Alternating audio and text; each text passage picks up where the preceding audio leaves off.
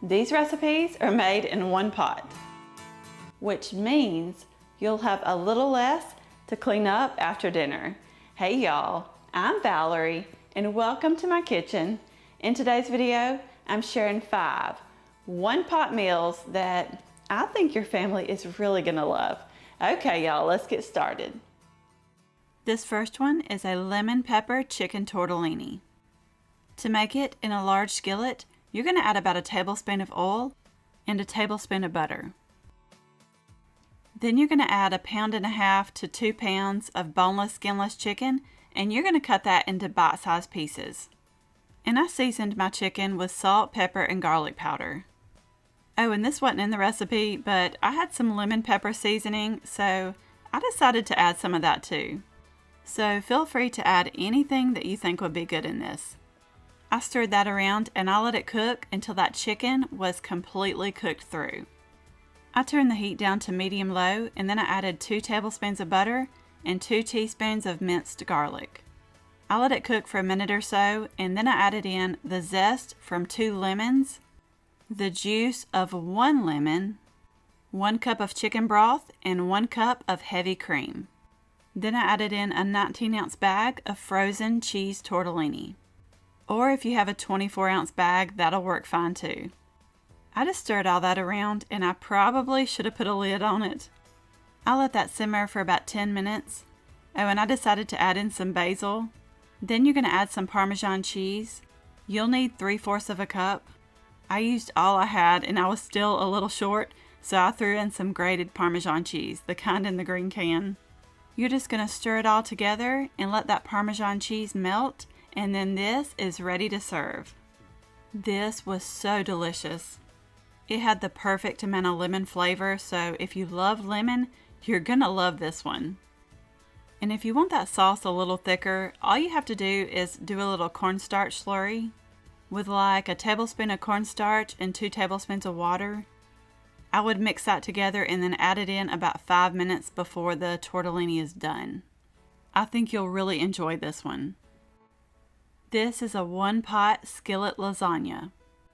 I just started out in a large skillet. I have 1.5 pounds of ground beef, and I also added in half a diced onion. You're just going to break that up and let it cook until that ground beef is completely cooked through.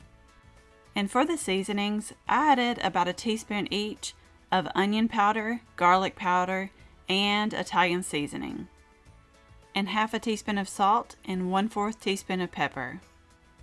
Now for the pasta, I had some of this that I got from Trader Joe's, and it looks like little twirled up lasagna noodles, so I really wanted to use these in here.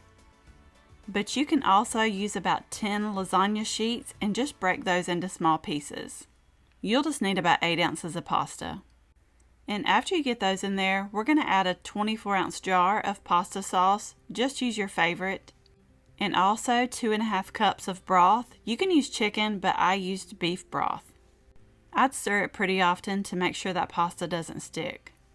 I brought that to a simmer and I covered it and let it simmer for about 15 minutes until that pasta was cooked through.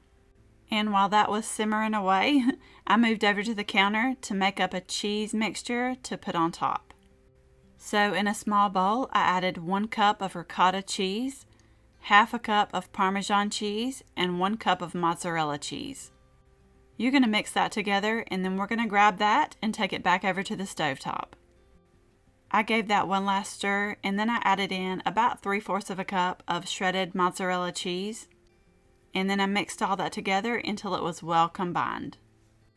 Now we're about to add the cheese mixture here, and I just dolloped it on in little small scoops. If you want to use a cookie scoop you can, but I just used my spoon. And I just covered it for a couple minutes just to let it heat through. Then I took that lid off and I sprinkled over some mozzarella cheese. The recipe says if you're using an oven-safe skillet, you can pop all this in the oven and broil the top, but I didn't do that. I just put the lid on and let it melt.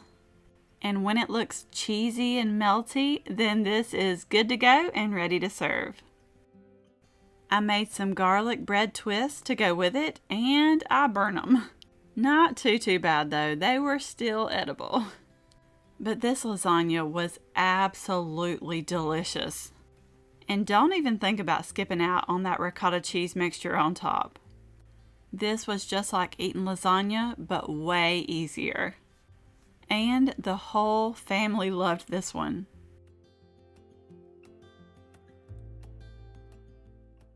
This Monterey chicken pasta sounded really good, so I had to try it. In a large skillet, I added a can of Rotel, and I didn't drain that. I used the mild one also. Then I added 2.5 cups of chicken broth and 12 ounces of pasta. I used the jumbo elbow noodles. I really like these, but you could also use the bow tie pasta or even rotini. Or you can even use the regular elbows. You're going to stir it and bring this mixture to a boil. Then we're going to put the lid on and let it simmer for about 15 minutes. You do want to stir it every few minutes just to make sure everything's covered and all that pasta cooks. If you feel like you need to use a tiny bit more broth, you can. That pasta is completely cooked through, so I went ahead and added 2 cups of shredded rotisserie chicken.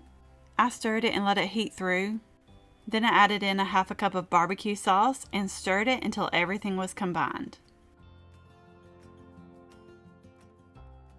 The recipe did not say to add any seasonings, but I just couldn't help myself here, so I added some garlic powder and pepper.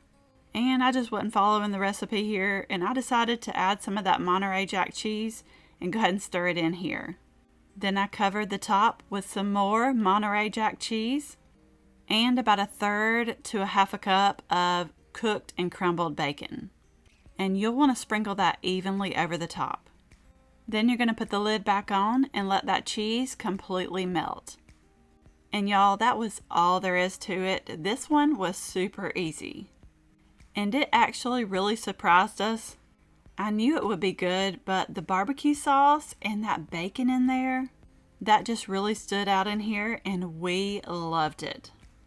I may add a splash of milk or heavy cream in here next time, just to make it a little creamier.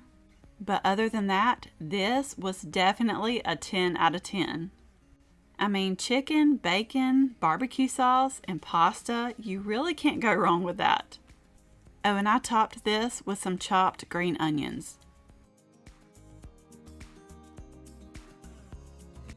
I seen this one pot Cajun chicken and veggies, and I knew I had to try it.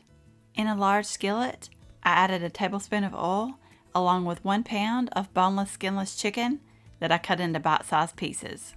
You can season this up however you like, but I did about 1/4 teaspoon of salt, 1/4 teaspoon of pepper, and about a tablespoon of this Slap Ya Mama Cajun seasoning. The recipe called for 2 tablespoons of that, but I wasn't real sure if I wanted it that spicy. So 1 tablespoon turned out to be perfect. I just stirred this around and sauteed that chicken until it was cooked through. Then you can go ahead and remove it to a separate plate and set it aside.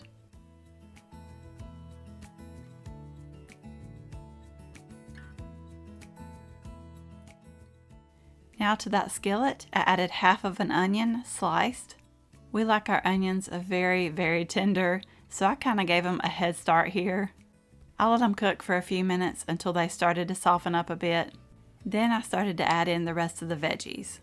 I sliced up 2 zucchini, and I had 1 crown of broccoli that I cut all the florets off and cut those into bite-sized pieces. I also added 1 diced red bell pepper and 1 diced orange bell pepper. And I just sauteed all that until those veggies were tender to the way we like them. I wanted to add a little more seasoning to this, so I sprinkled over a little more of that Cajun seasoning. I need to do some summer sides for y'all too, so you'll have to let me know in the comments below what's your favorite summer vegetable. And when those veggies are done to the way you like them, you can go ahead and add back in that cooked chicken. You know what? I think some sliced kielbasa would be really good in this too. I think I'll try that next time. This was so easy to make, and actually the hardest part of all of it was cutting the veggies, which you could totally do the day before or the morning of, and then when dinner time comes, you can cook up the chicken, toss the veggies in there, and then this is ready to eat. It was so good. Definitely something I'm going to be making all summer long. I had seen this cheese, chicken, and rice on TikTok, and I've been wanting to try it for a while now. In a large skillet, I added 2 tablespoons of butter. I let that melt, then I added in 1 pound of boneless, skinless chicken that I cut into bite-sized pieces. Now you can use the seasonings listed in the recipe, but I just added 1 packet of taco seasoning. I stirred that around to make sure that chicken was completely covered. Then I let that chicken cook until it was completely cooked through. I moved all that chicken to the sides. Then I added in 1 cup of uncooked and rinsed long grain white rice. You're going to stir that around and let it cook for a couple minutes. Then I added in an undrained can of Rotel, I used the mild, and an 8-ounce can of tomato sauce. I also added a tablespoon of minced garlic and 1.5 cups of chicken broth. You're going to stir that and then cover it and let it cook on medium-low heat for about 15 to 20 minutes. I would stir it occasionally, but you're going to let it cook until that rice is cooked through. If you still have some liquid in there, you can just take the lid off and let it cook like that so some of that liquid can cook out.